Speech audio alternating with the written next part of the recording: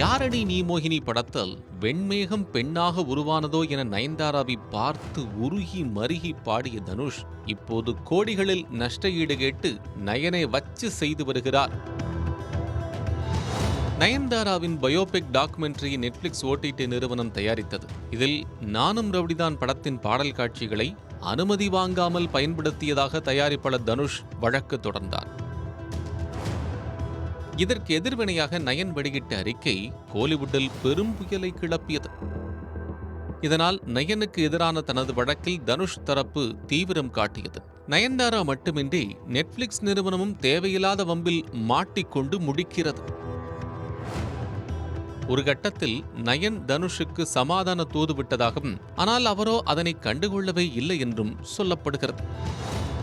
இன்னொரு பக்கம் யூடியூபர்கள் பலரும் தனுஷுக்கு ஆதரவாக பேசி வருவது நயன்தாராவுக்கு கலக்கத்தை கொடுத்திருக்கிறது. தனுஷ் ரசிகர்களை விட இந்த யூடியூபர்கள் தொல்லையால் தலைவரியில் அவதிப்படும் நயன் 4 பேர் கொண்ட ஸ்பெஷல் IT டீமை உருவாக்கியுள்ளதாக பரபரப்பாக பேசப்பட்டு வருகிறது.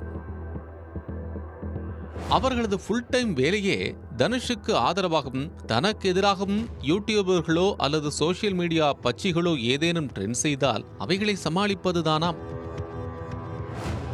அதாவது தனுஷுக்கு பாசிட்டிவாக வரும் செய்திகளுக்கு எதிராக நெகட்டிவிட்டி பரப்ப வேண்டும், அல்லது அது மாதிரியான தகவல்களை ரிப்போர்ட் அடித்து காலி செய்துவிட வேண்டும் என்பதுதான் முக்கியமான வேலையாம்.